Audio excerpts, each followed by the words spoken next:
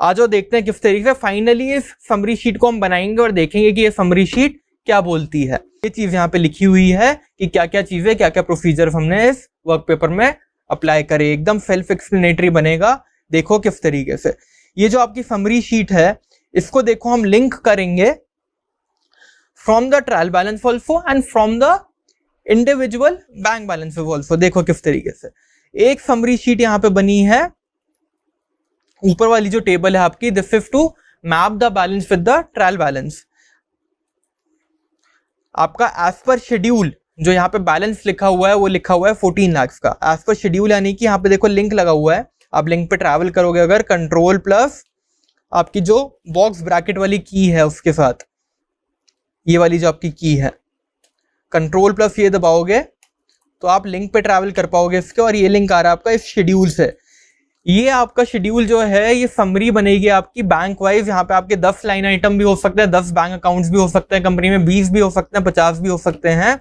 और यहाँ पे क्या क्या लिखा हुआ है आपका, account type, current account, ICI bank name जो हमने देखा अभी, जिसकी कंफर्मेशन हमने देखी, account number, balance as per book 14 lakh.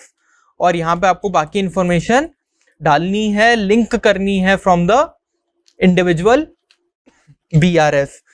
आज जो देखते हैं किस तरीके से फाइनली इस समरी शीट को हम बनाएंगे और देखेंगे कि ये समरी शीट क्या बोलती है। तो लास्ट आप पे आएंगे जो कि बीआरएस है इस पर्टिकुलर बैंक अकाउंट का। इसमें आपको क्या लिख के यहाँ पे दिया हुआ है, इस टेबल पे आ जाओ फटाफट, फिर ऊपर का पढ़ेंगे। यहाँ दिया हुआ है कि 14,05,000 बैलेंस एज पर बैंक है। Then cheques collected but not presented 20,000 के, और cheques issued but not cleared 25,000 के।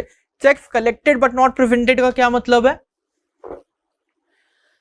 चेक्स हमारे पास आ गए, हमारे डेटर से हमारे पास चेक आ गए और हमने बैंक में जमा नहीं किए, that is called cheques collected but not presented for payment. Cheque क्या करते हैं फ्रेंड्स, हम चेक का क्या करते हैं, जो चेक्स हमारे पास आते हैं चेक्स को हम लेते हैं और तिजोरी में डाल देते हैं, राइट? यही करते हैं। कैसा करते हैं, क्या करते हैं हम चेक्स का? हम चेक्स लेते हैं और बैंक में जमा करते हैं, राइट? ठीक है सर, ये तो पता है हमको, क्यों हमारे साथ मजाक कर रहे हो आप। तो cheques collected but not presented आपके 20,000 के, और cheques issued but not cleared. ये क्या हुआ, जो आपने चेक्स अपने वेंडर्स को, अपने सप्लायर्स को इशू कर रखे, अपने क्रेडिटर्स को इशू कर रखे हैं, उन्होंने अभी बैंक में जमा नहीं करे, इसलिए बैंक में आपका ये अमाउंट डिडक्ट नहीं हुआ बैंक स्टेटमेंट में। तो ये प्लस माइनस करके आपका बैलेंस आया 14 लाख का एज पर बुक्स, जो कि आपके ट्रायल बैलेंस में आ रहा है। तो अब आप क्लाइंट से क्या मांगोगे? आपके पास 14,05,000 की कंफर्मेशन आ गई बैंक से। आपको फाइनली जिस फिगर को चेक करना है वो है 14 लाख। आपके पास ये रिकंसाइलिंग आइटम्स की अमाउंट क्लाइंट ने आपको बताई, तो आप इसके बाद क्लाइंट से क्या मांगोगे कि हमको ये रिकंसाइलिंग आइटम्स की डिटेल दे दो कि 20,000 के कौन से चेक थे जो आपने कलेक्ट कर लिया और प्रेजेंट नहीं करे। ऐसे 25,000 के कौन से चेक थे जो आपने दिए और पेमेंट के लिए प्रेजेंट नहीं हुए, क्लियर आपके नहीं हुए। अगर ये तीनों चीजें हमने वेरीफाई कर ली तो 14 लाख का बैलेंस तो इसी को प्लस माइनस करके आ रहा है।